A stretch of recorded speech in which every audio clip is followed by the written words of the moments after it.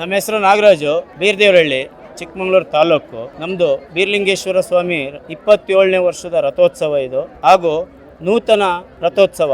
ಇವತ್ತು 17/5/2026ರಿಂದ 20/5/26ವರೆಗೂ ಹಮ್ಮಿಕೊಂಡಿದ್ದೀವಿ. 17/5/26ರಂದು ಮೀಸಲು ತೇರಿಗೆ ಮೀಸಲು ಸೇವೆ ಅಂತ ಇರುತ್ತೆ. ಅದು ನಿನ್ನೆ 17ಕ್ಕೆ ಮುಗಿದೋಗಿದೆ. ಇವತ್ತು 18ಕ್ಕೆ ರಥೋತ್ಸವ.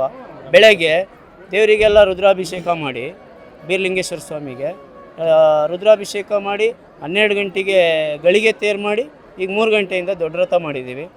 ಇದು ಸುಮಾರು 1 ಕೋಟಿ ಮೇಲೆ ಖರ್ಚಾಗಿದೆ ರಥೋತ್ಸವಕ್ಕೆ. ಇದನ್ನು ಮೂಡುಬಿದಿರೆ ಶಂಕರ್ರವರು ಭಾಳ ಚೆನ್ನಾಗಿ ಕೆಲಸನ ನಮಗೆ ಮಾಡಿಕೊಟ್ಟಿದ್ದಾರೆ. ಯಾವುದೇ ತೊಂದರೆ, ಯಾವುದೇ ರೀತಿ ಕೊರತೆ ಇಲ್ದಂಗೆ ತುಂಬ ಅನುಕೂಲವಾಗಿ ಮಾಡಿಕೊಟ್ಟಿದ್ದಾರೆ.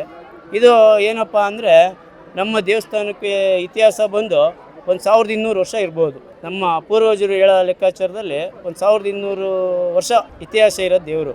ಮತ್ತು ನೆಕ್ಸ್ಟು 19/5/26ಕ್ಕೆ ನಾಳೆ ಅಲ್ಮರಿ ಸಿಗ್ಮರಿ ಜಾತ್ರೆ ಅಂತ ಒಂದು ಕಾರ್ಯಕ್ರಮ ಇಟ್ಕೊಂಡಿದ್ದೀವಿ. ಅಲ್ಲಿ ನಮ್ಮ ಮಾದಿಹಳ್ಳಿ ಬೀರ್ಲಿಂಗೇಶ್ವರ ಮತ್ತು ರಾಜಗೆರೆ ಬೀರ್ಲಿಂಗೇಶ್ವರ ಅಂತೇಳಿ ಹುಲಿಕೆರೆಯವರು ಈರ್ಗಾರರು ಅಂತ ಬಂದು, ಅವ್ರದ್ದು ಪವಾಡ ಭಾಳ ಚೆನ್ನಾಗಿರುತ್ತೆ. ನಾಳೆ 12ರಿಂದ 2 ಗಂಟೆವರೆಗೂ ಕಾರ್ಯಕ್ರಮ ಇದೆ. ಅದನ್ನು ನೋಡಬೇಕು, ಕಣ್ಣಲ್ಲಿ ಲೈವಲ್ಲಿ ನೋಡಬೇಕು, ಯಾರ್ಯಾರು ಹೇಳಿದ್ದು ಕೇಳಬಾರ್ದು. ಅದನ್ನು ನೋಡಿ, ಲೈವಲ್ಲಿ ನೋಡಿ ಅದನ್ನು ಆನಂದ ಸವಿಬೇಕು, ಅವ್ರದ್ದು ಪವಾಡ ಯಾವ ರೀತಿ ಇರುತ್ತೆ ಅಂತ. ಅದಾದಮೇಲೆ 20/5/26 ಬೆಳಗ್ಗೆಯಿಂದ ಮಾರಮ್ಮನವರ ಸೇವೆ ಇದೆ ಊರೊಳಗಡೆ. ಅದಾದಮೇಲೆ ಕಾರ್ಯಕ್ರಮ ಮುಕ್ತಾಯ ಆಗುತ್ತೆ. ಇದು ಏನಪ್ಪ ಅಂದರೆ, ಈ ನಮ್ಮ ದೇವರಿಗೆ ಒಂದು 18 ಊರರು ಸೇರ್ಕೊಂಡು ಮಾಡ್ತೀವಿ. ಒಂದು ಒಕ್ಕಲು 18 ಊರರು ಎಲ್ಲ ಸೇರಿ. ಆಮೇಲೆ ನಮ್ಮ ಪಕ್ಕದ ಗ್ರಾಮದವ್ರು ಚಿಕ್ಕನಹಳ್ಳಿಯವ್ರು ಭಾಳ ಸಪೋರ್ಟ್ ಮಾಡ್ತಾರೆ ನಮಗೆ. ಯಾವುದೇ ಒಂದು ರೀತಿಲಿ ನಾವು ಏನೇ ಕೇಳೋಕೆ ಹೋದ್ರು ಅವರು ಇಲ್ಲ ಅಂತ ಹೇಳಲ್ಲ, ಆ ಥರ ಸಪೋರ್ಟ್ ಮಾಡ್ತಾರೆ. ತುಂಬ ಅವ್ರಿಗೆ ಒಂದು ಧನ್ಯವಾದ ತಿಳಿಸ್ಬೇಕು ನಾವು ಚಿಕ್ಕನಹಳ್ಳಿಯವರಿಗೆ. ಹಾಗೂ MLA ತಮಿಳ್ನವ್ರಿಗೆ ಒಂದು ಧನ್ಯವಾದ ನಾವು ತಿಳಿಸಲೇಬೇಕು. ತುಂಬ ಕೆಲಸ ಮಾಡಿದ್ದಾರೆ.